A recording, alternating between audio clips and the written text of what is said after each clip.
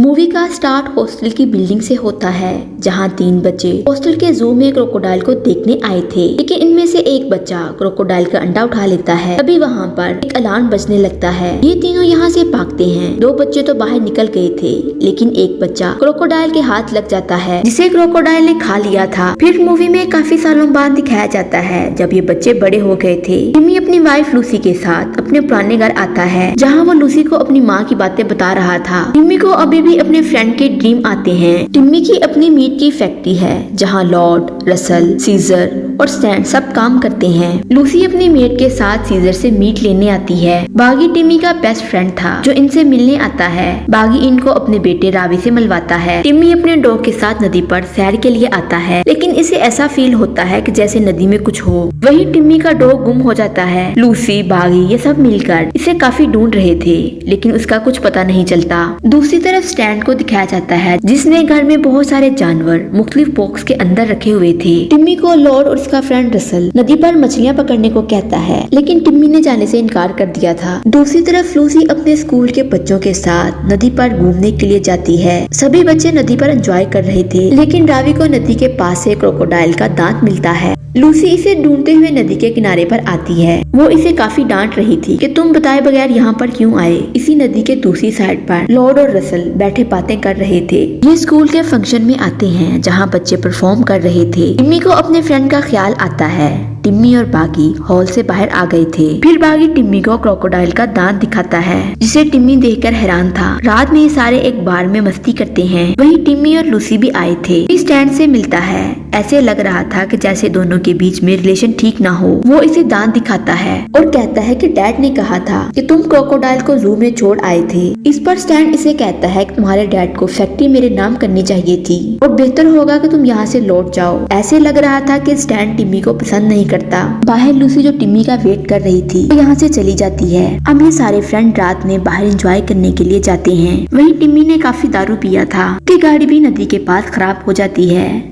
ये रात गाड़ी में ही गुजारता है। इसने रात गाड़ी में ही गुजारी थी। दूसरी साइड पे लॉर्ड और रसल अपनी अपनी गर्लफ्रेंड के साथ मजे कर रहे थे। लॉर्ड की गर्लफ्रेंड बंटी नदी के पास जाती है कि वहाँ से उसे कोई पकड़ लेता है। इस नदी में क्रोकोडाइल था, लेकिन किसी को भी इस बात का नहीं पता था। सुबह होती है तो इस नदी में एक डॉग था। इतनी देर में एक लेडी आकर इस डॉग को नदी से निकालने लगती है। दूसरी तरफ लॉर्ड पुलिस को सारी स्टोरी बता रहा था, ताकि वो लोग बंटी को ढूंढ सके। नेक्स्ट रावी, बागी और टिम्मी ये तीनों उसी जगह आते हैं, जहां इसे क्रोकोडाइल का दांत मिला था। बागी टिम्मी को कहता है, क्या तुम्हारे डैड ने जू में उस क्रोकोडाइल को बेचा नहीं था? क्या पता ये क्रोकोडाइल वही हो। ये दोनों पुलिस वाले को बताते हैं कि हमें नदी के पास से क्रोकोडाइल का दांत मिला है। पुलिस वाला मीडिया को बताता है, हमें नदी के पास से डांसर का सर मिला है, जिस पर सारे लोग डरे हुए थे। फिर पुलिस वाला मीडिया को क्रोकोडाइल के दांत के बारे में भी बताता है। नेक्स्ट लूसी को टिम्मी के फ्रेंड की मौत का भी पता चल जाता है, जब ये छोटे थे। अब ये तीनों बोट पर बैठे नदी में क्रोकोडाइल को चेक करने के लिए आए थे। इनको वहाँ क्रोकोडाइल नजर आ गया था। टिम्मी और बागी दोनों ब्रिज के साथ लटक जाते हैं। लूसी बोट में रह गई थी। ये दोनों कैसे भी करके लूसी को बचा लेते हैं। नेक्स्ट लॉर्ड और रसल भेड़िए को नदी पर लेकर आते हैं और दोनों बैठे बातें कर रहे थे। बातें करते करते इनको नदी पर सुबह हो जाती है। वहीं रसल क्रोकोडाइल को देख लेता है, जो इनकी तरफ आ रहा था। रसल ने क्रोकोडाइल को मारने की बजाय अपने ही वुल्फ को मार दिया था। क्रोकोडाइल इनके पीछे आता है, लेकिन लॉर्ड कैसे भी करके क्रोकोडाइल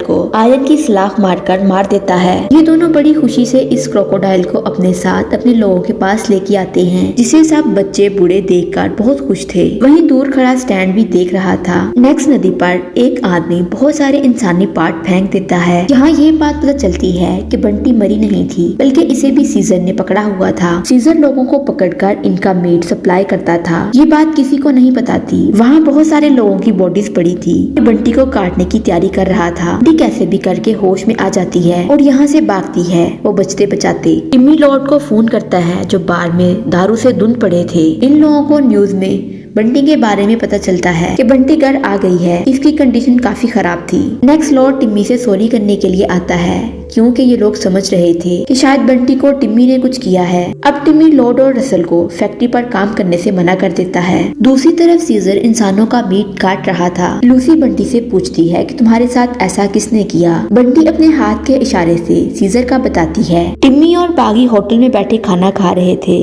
इधर रसल लॉर्ड को आकर बताता है कि बंटी को सीजर ने पकड़ा था। इनके खाने से इंसानी पार्ट निकलता है। टिम्मी उसी टाइम लूसी को कॉल करता है जो घर की तरफ जा रही थी कि वहीं सीजर इसे लिफ्ट देने की बात करता है। टिम्मी लूसी को कॉल करके बताता है कि तुम सीजर से दूर रहना। इतनी देर में सीजर इसे पकड़कर अपने साथ ले जाता है। टिम्मी को फोन पर पता चल गया था कि सीजर ने अब लूसी को पकड़ लिया है। लॉर्ड और रसल सीजर को मारने के लिए इसके ठिकाने पर आते हैं। सीजर ने लॉर्ड को चाकू मारकर इसका कान काट दिया था। इसका कान जमीन पर गिर जाता है। सीजर इंसानी पार्ट स्टैंड को दिया करता है। स्टैंड ने अपने पास जो जानवर रखे होते हैं वो इनको इंसानी पार्ट खिलाता है। यहाँ ये बात पता चलती है कि दोनों इस काम में शामिल थे। टिम्मी और बागी दोनों सीजर के पास आते हैं तो इन्हें लॉर्ड का कान गिरा हुआ मिलता है। बाहर मीडिया आया हुआ था।